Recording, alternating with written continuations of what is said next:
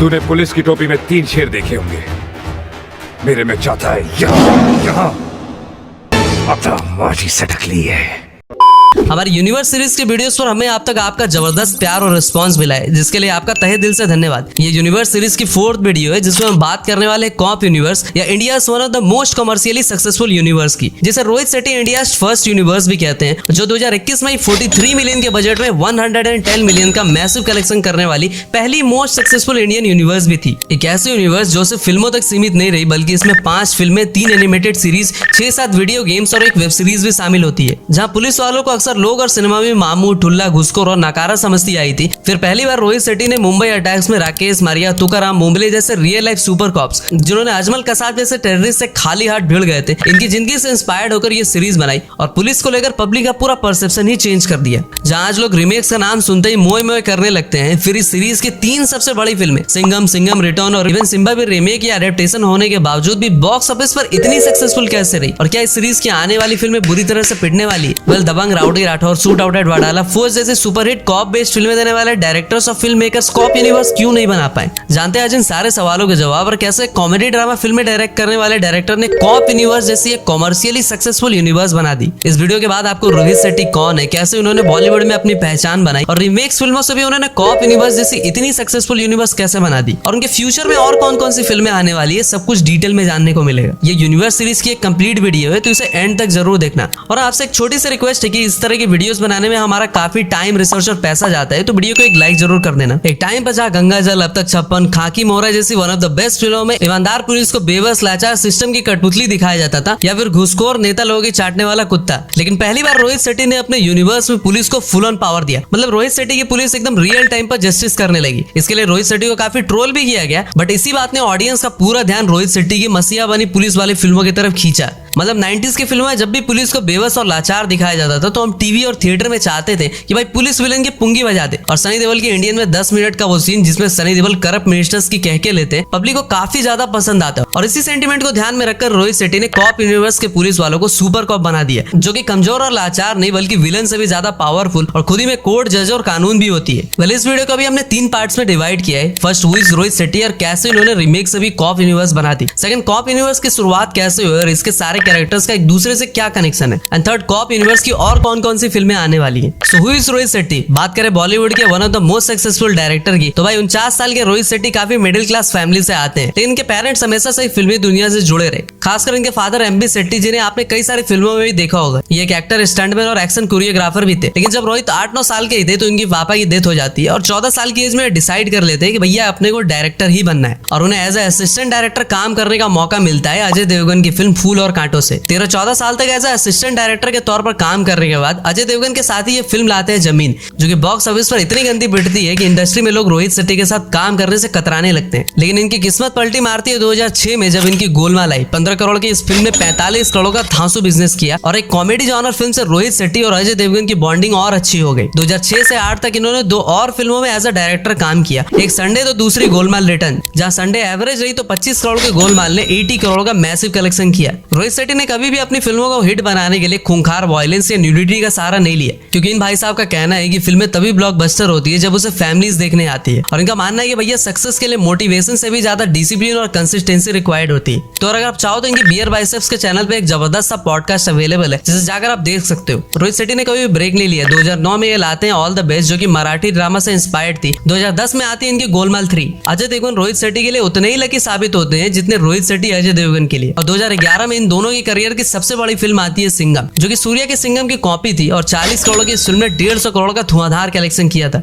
फिर उसके बाद से आज तक इन्होंने जितनी भी फिल्में डायरेक्ट की, सब के सब सुपर हिट साबित रही, जैसे Chennai express, Singham return, Dilwale, Golmaal again, Simmba Sooryavanshi या फिर सर्कस। सॉरी 2022 में बॉयकॉट ट्रेंड के बावजूद 150 करोड़ की सर्कस ने 60 करोड़ का कलेक्शन किया था।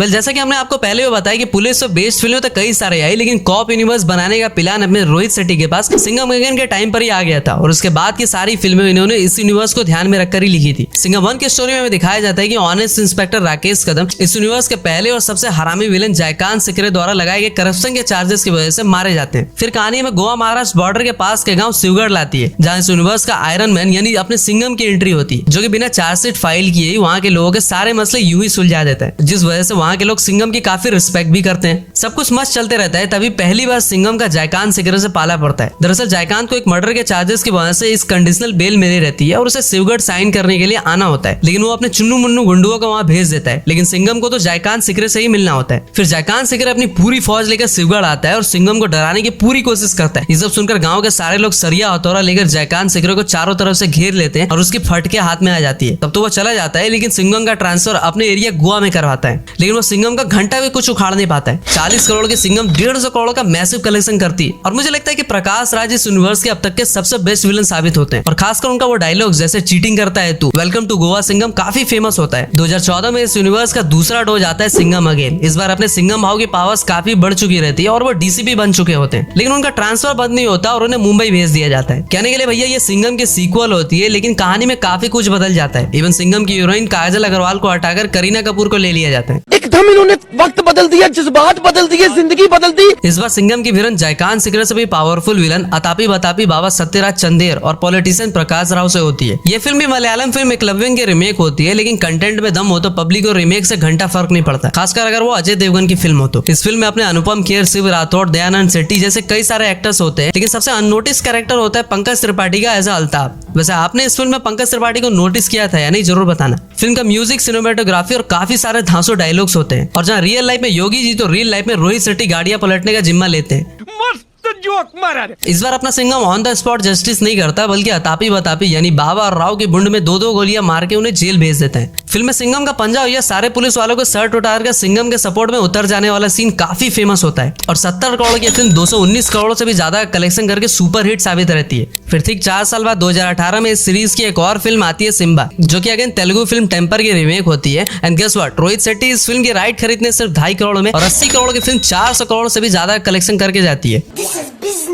अनलाइक सिंघम, अपना सिम्बा एक बहुत बड़ा घुसखोर पुलिस वाला होता है और फिल्म में उसकी बैकग्राउंड स्टोरी भी काफी अच्छे से पोर्ट्रे की जाती है। और सिम्बा भी अपने सिंघम भाव के गांव शिवगढ़ के ऑर्फनेज यानी अनाथालय में पड़ा बड़ा होता है और सिंघम की तरह इसे भी पहले गोवा में पोस्टिंग मिलती है। फिर बाद में प्यार की गिरफ्त में आकर अपना सिम्बा भाई घुसखोर से एक ऑनेस्ट पुलिस ऑफिसर बन जाता है और विलन दुर्गा रनाडे के अगेंस्ट जाता है, जिससे पहले वो पैसे लिया करता था। फिर बाद में फिल्म में सिंघम भाव की एंट्री होती है और वो सिम्बा के सारे काले कारतूत की जानकारी होने के बावजूद भी दुर्गा रनाडे की वाट लगाने में उसकी मदद करता है। सारा अली खान इस सुपर हिट फिल्म से बॉलीवुड में अपना डेब्यू करती है और ये रणवीर सिंह की भी अब तक की सबसे हाईएस्ट ग्रॉसिंग फिल्म भी होती है। अजय शाहरुख जैसे बड़े स्टार्स के साथ काम करने के बाद रोहित शेट्टी खिलाड़ी कुमार के साथ अपनी अगली फिल्म लाते हैं सूर्यवंशी, जो कि इस सीरीज की अब तक की पहली सबसे ओरिजिनल फिल्म होती है। फिल्म की स्टोरी मुंबई ब्लास्ट और 26/11 जैसे अटैक से इंस्पायर्ड होती है और इस फिल्म में पहली बार इस यूनिवर्स के सारे कैरेक्टर्स सिंघम, सिम्बा और सूर्यवंशी हमें साथ में दिखाई देते हैं। वेल, आपको शायद ही पता होगा कि सूर्यवंशी 2020 से पहले ही बनकर तैयार हो चुकी थी, लेकिन कोविड की वजह से रोहित शेट्टी ने 2 साल तक इंतजार किया था और नवंबर 2021 में कोविड रेस्ट्रिक्शंस की वजह से 50% ऑक्यूपेंसी के साथ फिल्म ने 294 करोड़ का कलेक्शन किया था। अब मुझे नहीं लगता कि किसी और में इतनी हिम्मत होगी कि वो 2 साल तक अपनी फिल्म को रिलीज होने से खुद को और प्रोड्यूसर्स को रोक सके। लगभग 11 हिट और 4 ब्लॉकबस्टर देने के बावजूद भी रोहित शेट्टी की सर्कस जब फ्लॉप होती है तो उन्हें काफी ज्यादा ट्रोल किया जाता है और मीडिया जब उनसे इसके बारे में पूछती है तो वो कहते हैं कि कोई नहीं, 2 साल बाद फिर से फाड़ेंगे। मतलब आपको बताते हैं कि रोहित शेट्टी की और कौन कौन सी फिल्में आ रही हैं। पहले वहां पर आती है 15 अगस्त 2024 को पुष्पा 2 से भिड़ने आ रही सिंघम अगेन, जिसमें पहली बार हमें दीपिका पादुकोण लेडी कॉप के रोल में दिखाई देने वाली है। वैसे हॉलीवुड हो या बॉलीवुड, जब भी लेडी कैरेक्टर्स को स्ट्रॉन्ग और डोमिनेंट रोल मिले तो फिल्म में पिटी है, क्योंकि पब्लिक हमेशा से हीरोज को इस तरह के रोल में देखना पसंद करती है। वैसे इस फिल्म में अजय देवगन, अक्षय कुमार, रणवीर सिंह के अलावा बाघा यानी टाइगर श्रॉफ, उनके पापा जेकी श्रॉफ, अर्जुन कपूर और श्वेता तिवारी भी हो सकती है। जब ये न्यूज आई थी कि अर्जुन कपूर इस फिल्म में विलन होंगे तो लोगों ने कहा था कि ये फिल्म तो पक्का पिटेगी, लेकिन बाद में न्यूज आई कि लीड विलन अपने जेकी श्रॉफ होंगे और अर्जुन कपूर विलन के चमचे होंगे। लेकिन अब इस फिल्म को शूट करते टाइम अपने सिंघम भाई यानी अजय देवगन की आंख में चोट लग गई है, तो हो सकता है कि फिल्म डिले हो जाए और पुष्पा क्लैश से बच जाए। Number 2, Indian police force. Amazon prime पर आने वाली ये सीरीज पहली बार किसी मूवी यूनिवर्स का हिस्सा होगी, जिसमें आपको सिद्धार्थ मल्होत्रा, शिल्पा शेट्टी, सलमान के दोस्त विवेक ओबराय, शरद केलकर जैसे और भी कई स्टार्स दिखाई देंगे। इस सीरीज का पहला सीजन 19 जनवरी 2024 को आएगा। Number 3, Rakesh Maria biopic. मुंबई के सुपर कॉप और पुलिस कमिश्नर रह चुके राकेश मारिया, जिनके कैरेक्टर से इंस्पायर्ड होकर के मेनन ने ऑलरेडी ब्लैक फ्राइडे और नाना पाटेकर ने अटैक ऑफ 26/11 जैसी फिल्में में काम किया था। अब रोहित शेट्टी भी इनके बायोपिक बनाने के ऐलान कर चुके हैं और ये फिल्म आपको अक्टूबर 2025 तक देखने को मिल सकती है। नंबर 4 गोलमाल 5। एक तरफ हाउसफुल फ्रेंचाइज तो दूसरी तरफ गोलमाल। मुझे लगता है किसी फ्रेंचाइज की इतनी सारी फिल्में आई होंगी। गोलमाल 5 को लेकर इंटरनेट पर कुछ खास इन्फो तो अवेलेबल नहीं है, लेकिन फिल्मी बीट के अकॉर्डिंग ये फिल्म भी 2025 तक आ सकती है। सिम्बा 2 के कास्ट या रिलीज डेट को लेकर कोई खुलासा नहीं हुआ है, लेकिन ये फिल्म भी आपको 2025 के एंड तक देखने को मिल सकती है। हाँ, लेकिन सिम्बा 2 आएगी ये खुद रोहित शेट्टी ने कंफर्म किया था। इसके अलावा वो सूर्यवंशी 2 के ऊपर भी फ्यूचर में काम करेंगे और हो सकता है ये फिल्म इस यूनिवर्स के सारे कैरेक्टर्स को एक साथ ले आए और इंडिया लेवल पर यूनिवर्स के थैनोस, जो कि अभी तक डिसाइड नहीं हुआ है, उसकी वाट लगाएं। क्योंकि जहाँ सिंघम एक गांव के इंस्पेक्टर की कहानी होती है, तो सूर्यवंशी ATS चीफ। मतलब इतने सालों में फिल्म के हीरोज और विलन्स दोनों ही काफी इवॉल्व हुए हैं। मतलब अपने व्यूअर्स के डिमांड पर हमने ये वीडियो बनाई थी और ये वीडियो आपको कैसी लगी जरूर बताना। और अगर आपने पूरी वीडियो देखी है तो आपका दिल से धन्यवाद। आप और किस तरह के टॉपिक्स पर डिटेल एनालिसिस चाहते हो हमें कमेंट में जरूर बताना। तब तक के लिए हर हर महादेव।